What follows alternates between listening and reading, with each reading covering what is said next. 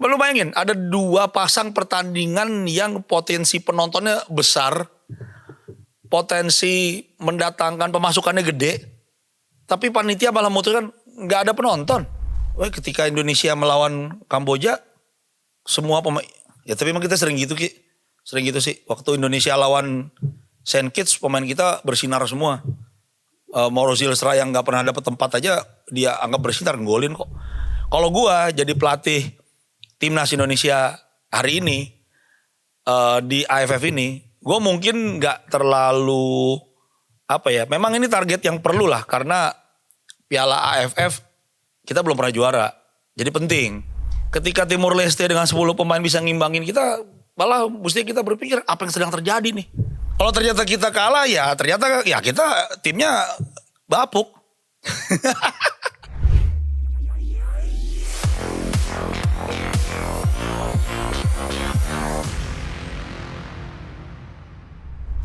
Sebelum kita buka nih gue mau kasih tahu nih jaket minjem.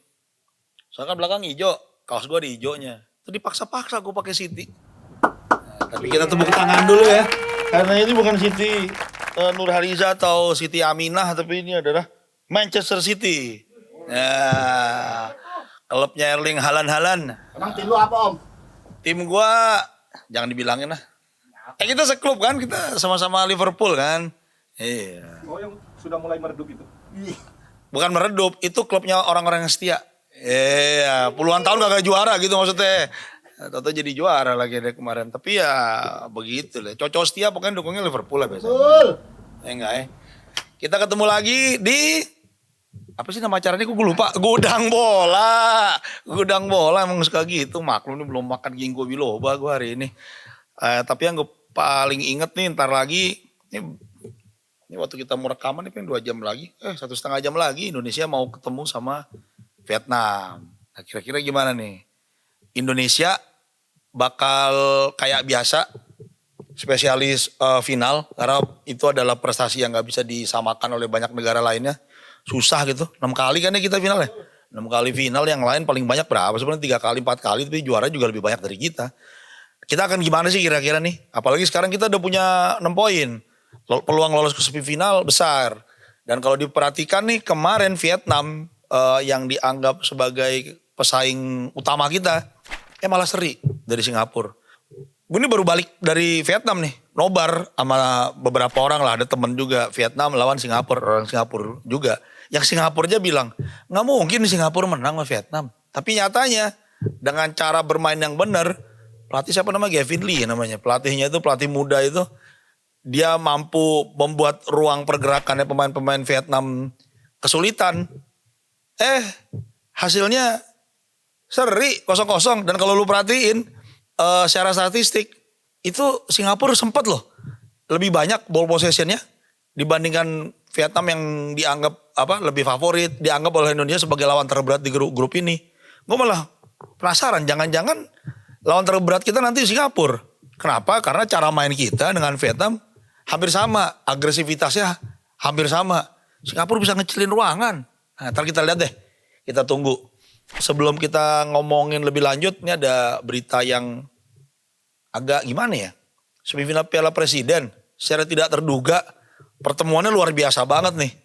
Ini kalau misalnya di situasi normal, penonton tiket hampir pasti sold out. Yakin gue sold out. Habis gitu, dan kalau penonton sold out, itu kota penyelenggara itu ada peningkatan ekonomi lah. Habis gitu rating share TV juga akan bagus. Kenapa? Karena yang tanding 2 pasang musuh bebuyutan. Arema dan Persebaya. Lalu ada Persib melawan Persija. Kurang panas apa nih pertandingan? Ada derby barat, ada derby timur. Ini sebenarnya seru banget. Dan tapi yang gue nganyang-nganyangkan nih kemarin gak tau nih gosip bener apa enggak. Katanya pelatih Igor Tolic bilang, setahu gue Persib ini akan langsung main lawan Persebaya. Jadi katanya di surat edaran pertama yang beredar tuh di sosmed, harusnya juara grup ketemu juara grup. Jadi gak ada semifinal. Tapi ada surat edaran kedua yang mengoreksi atau entah gimana lah. Pokoknya tiba-tiba ada pertandingan semifinal. Jadi ketemulah nomor 1 lawan nomor 2. Sepasang gitu. Nah ketemulah 2 derby keras yang dua-duanya musuh buyutan. Secara kultural Malang dan Surabaya beneran bermusuhan. Sering ribut. Di atas lapangannya bahkan praktis keras. Sama kalau Persija dan Persib sama-sama keras. Tapi di lapangannya nggak sekeras di luar. Kalau di pertandingan, tim datang mau main di mana, mau main di Malang, mau main di Surabaya, main di Jakarta, main di Bandung. Main di Jakarta agak kesulitan ya, gak ada penonton ya. Itu sering kali pakai apa namanya? Pakai rantis bawanya. Partai panas. Anehnya, gak aneh sih. Ini kan Indonesia. Lucunya atau tidak menariknya, Indonesia gak ada yang aneh, semua normal. Gak ada penonton. Lu bayangin, ada 2 pasang pertandingan yang potensi penontonnya besar. Potensi mendatangkan pemasukannya gede. Tapi panitia malah memutuskan gak ada penonton. Dikosongin. Ini teman-teman gue udah siap berangkat ke Bali. Mau nonton pertandingannya. Menonton Persija Persib. Yang dari Surabaya dia siap-siap berangkat. Dari Malang juga dia siap-siap berangkat. Gak jadi. Bukan hanya karena. Karena panitia tiba-tiba membatalkan pertandingan dengan penonton. Ya begitu deh. Kalau di luar negeri Barcelona ketemu Real Madrid kurang keras apa? Athletic Bilbao dengan Real Madrid juga keras juga sama. Spurs lawan Arsenal juga sama. Bolton dengan City dulu, enggak ya City sekarang tim elit. Sorry nih gue pakai jersey kaos ya. Jadi City siapa sih lawan beratnya? Enggak ada om, pada enteng semua om. Oh iya dulu Bolton. Di era normal Bolton. Di era sekarang ya United lah sama enggak lah sama Liverpool enggak beda. Enggak. Enggak ya, enggak level ya. Enggak level. Ya pokoknya begitu deh. Kalau di pertandingan seperti itu, keamanan memang meningkat, benar. Pertandingannya jadi keras. Orang teriak-teriakan, ada lempar-lemparan, tapi keamanannya dioptimalkan. Jadi enggak ada tuh ceritanya tiba-tiba enggak boleh ada penonton. Kebayang gak sih? Ada pertandingan Boca Juniors lawan River Plate, enggak bisa. Bombonera harus tanpa penonton. Stadion Bombonera itu stadion Bombonera. Harus tanpa penonton. Karena AFA ya, PSSI-nya Argentina tidak yakin pihak keamanan tidak mampu menjamin keamanan. Pihak keamanan tidak mampu menjamin keamanan. Ya coba kita pikir keamanan tidak mampu menjamin keamanan. Terus siapa yang bisa menjamin keamanan kan? Ya kita harus carilah, mungkin ada pihak lain lah. Mungkin ada unsur-unsur lain gitu. Ini sih lucu ya, Kamboja lawan Indonesia padahal kemarin kayaknya gampang banget gitu. Wah, ketika Indonesia melawan Kamboja, semua pemain, ya tapi emang kita sering gitu Ki. Sering gitu sih, waktu Indonesia lawan Saint Kitts pemain kita bersinar semua. Mauro Zilstra yang gak pernah dapat tempat aja dia anggap bersinar, golin kok.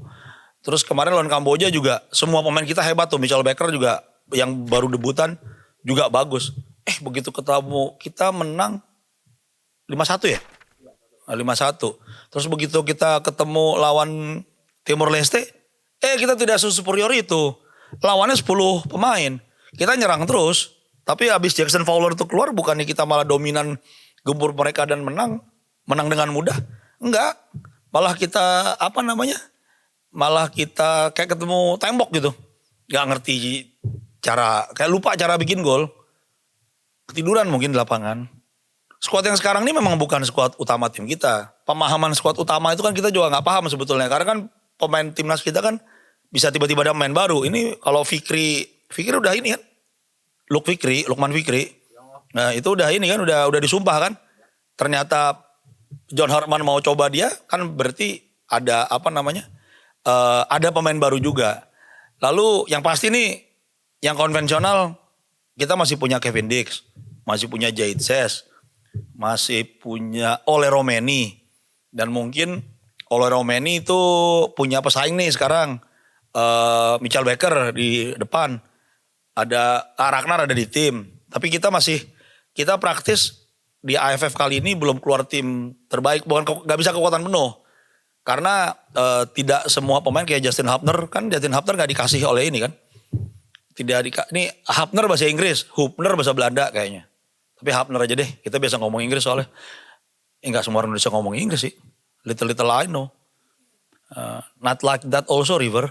Jadi kalau Justin Hubner tuh misalnya kan gak dilepas klubnya. Ya karena memang ini bukan agendanya FIFA. nanti di September itu atau Oktober itu akan ada ASEAN Cup. Nah ASEAN Cup itu baru bisa turun semua. Nah kita baru bisa lihat nih timnas Indonesia kemarin ke Piala Dunia pemain-pemain akan ada semua.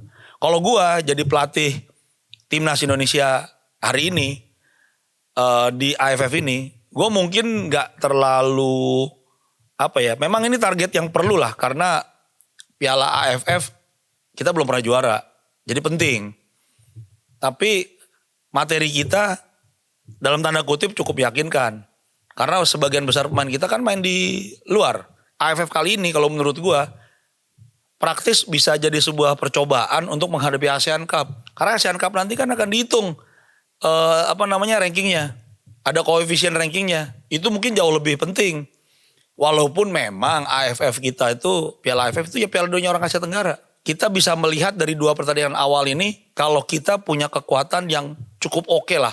Walaupun menurut gua nih gak bisa jadi patokan. Lawannya Kamboja. Emang sejak kapan Kamboja bisa superior lawan kita?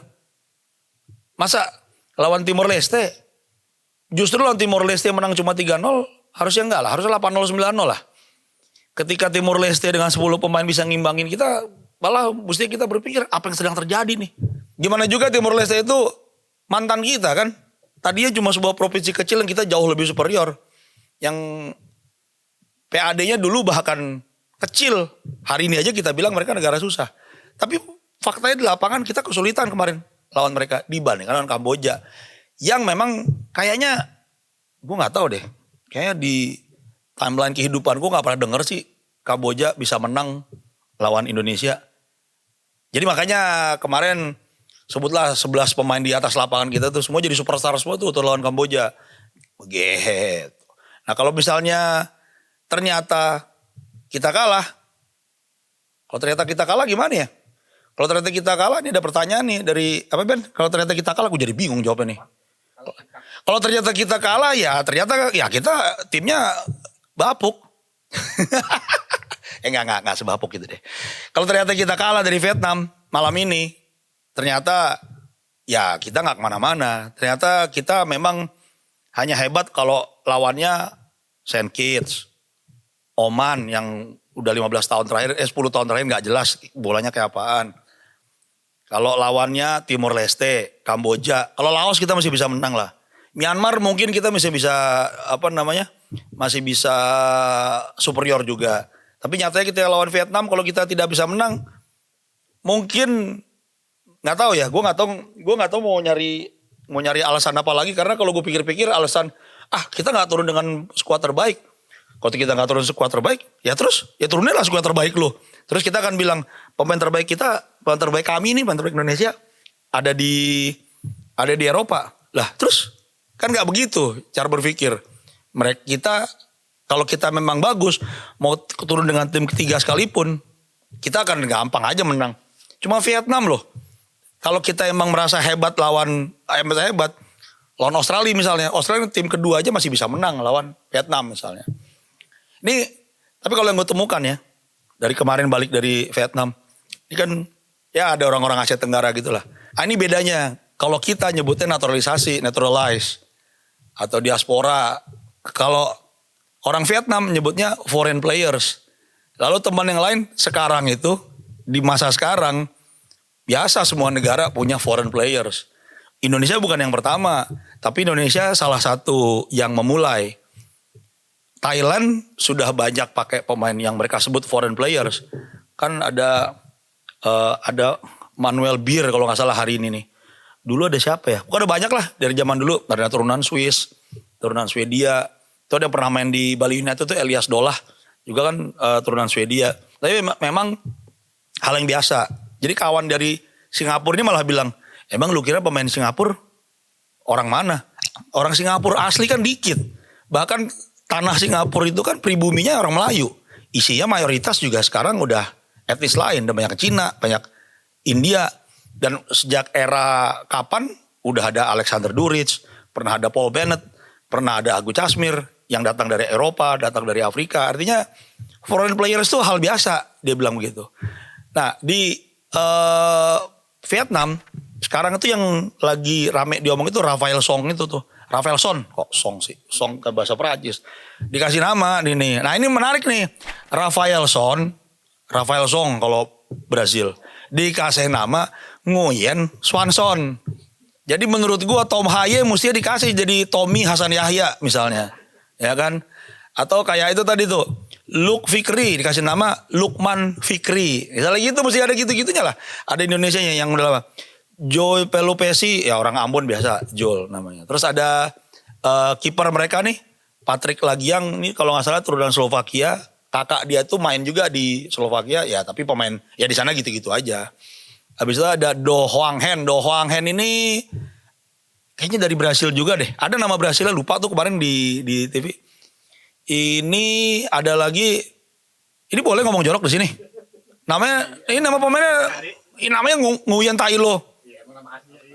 Oh namanya Nguyen Tailo. Ya. Tailo Nguyen gitu ya kira-kira. Gak boleh gitu ah. Nih pemain-pemain, kalau di versi kita sebutannya pemain naturalisasi.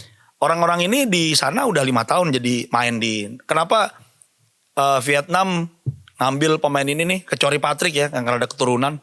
Yang dari Brasil itu Rafaelson misalnya, itu karena memang udah 5 tahun bermukim di Vietnam dan bermain di Liga Vietnam. Dan kayaknya udah ngomong bahasa Vietnam dengan lancar. Mungkin dia biasa makan pho udah gak kepedesan lagi kayaknya. Jadi kita bisa bilang kalau kalau pemain-pemain ini secara aturan imigrasi udah ada gitu. Kalau kita kan ikut aturannya FIFA, ya nggak ada yang salah. Gitu. Nah, grup B gimana grup B nih? Grup B orang suka nanya, kenapa sih Thailand bisa konsisten di Piala AFF? Thailand tuh bukan konsisten sebenarnya di Piala AFF. Thailand emang yang paling bagus di Asia Tenggara. Mereka itu nih kalau nggak salah pembinaan usia muda mereka itu berkiblatnya ke Jepang. Umur 7 tahun udah mulai ada di lapangan. Nah, mereka punya akademi, punya SSB yang ngedorong gitu dan punya kompetisi-kompetisi usia muda yang ajak dari umur 8 tahun. Lalu kalau misalnya mereka nurunin tim U20 misalnya, kalau pemain Thailand sering yang turun usia 19 atau 18 tahun. Jadi mereka bisa, kalau yang 18 bisa main 2 kali, yang 19 1 kali, tapi akan berhadapan dengan orang yang umur lebih tua. Sementara kalau kita nggak gitu, U-nya 20, umur benernya bisa aja 22 misalnya. Gitu. Jadinya mereka memang selalu menyiapkan program program pembinaan yang benar gitu. Thailand tidak mengandalkan pemain naturalisasi atau foreign players mereka itu ngambil dari Eropa, enggak. Jadi PSSI Thailand nggak pergi ke mana lah gitu terus nyari-nyari, lu ada turunan Thailand nggak? Kakek lu lahir di Thailand nggak? Nggak ada gitu-gitu, nggak ada. Kalau kita kan mencari dengan cara itu. Kalau mereka beneran pembinaan, memang ada lah beberapa pemain mereka yang pembinaan di Eropa, tapi angkanya kecil dan pada kenyataannya kan belum tentu jadi andalan juga di timnya. Pemain kayak Terasil Dangda pernah ada di klub ini nih. Iya nggak? Oh, Main om. Main lah. Latihan kan main juga. Lu kira latihan tuh nggak main? Iya. Jadi mereka ada di situ karena memang mereka ada Thailand ini memang punya hal yang lebih gitu. Kita kalau melihat Thailand suka yang bahasa Inggrisnya kagak bisa. Tapi kalau di atas lapangan secara kemampuan olahraga mereka ada di depan kita sih. Kitanya aja nggak ngaku. Nih yang komen di bawah ini bisa aja bilang, "Elah, lu sok Thailand lu," tadi gituin. Nah, siapa kalau menurut gue yang akan maju nih dari grup ini, dari Thailand, ini klasemennya harusnya sih masih ada Filipina. Kalau menurut gue Filipina tuh lebih kuat daripada Malaysia. Jadi gue masih yakin sih kalau Filipina akan nemenin Thailand lolos ke babak selanjutnya. Akan seru nih kalau kita ngelihat misalnya nih di semifinal Thailand, Singapura, habis gitu Filipina, Indonesia. Kita bisa berharap Indonesia Thailand di final. Atau kalau misalnya Vietnam lolos, kita bisa Thailand Vietnam tuh bisa the real final lah, klasik nih udah 15 tahun terakhir. Habis itu Indonesia Filipina. Atau kalau versi Indonesia yang dikit-dikit sebel sama Malaysia, Thailand Vietnam, Indonesia lawan Malaysia dong. Nah itu baru seru. Kita bisa ngata-ngatain mereka juga kan, program naturalisasinya gagal total kemarin. Gue melihat pemain baru Indonesia yang yang bersinar nih. Kayaknya kita gak usah berdebat lah. Mitchell Baker, Gitu. Ini malah ada julukannya nih, Mitchell. Lo City banget sih. Mitchell Mohamed Becker. Oh enggak, salah udah enggak di situ lagi. Berarti Mitchell Dominic Becker.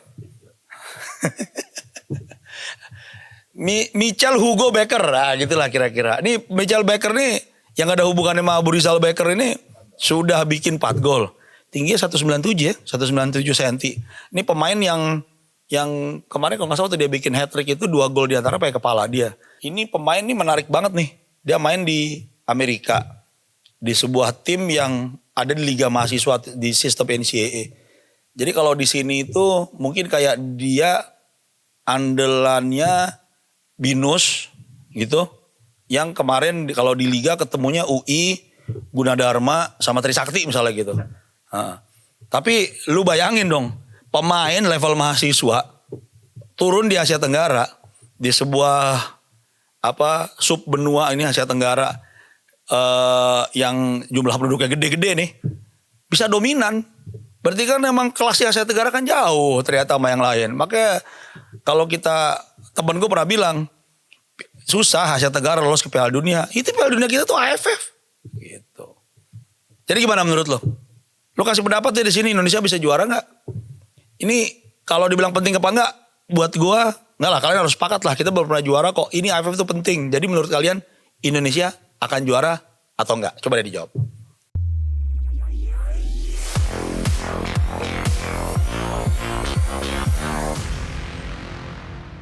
Gerah juga ini. Mau ganti jaket lu? Jangan.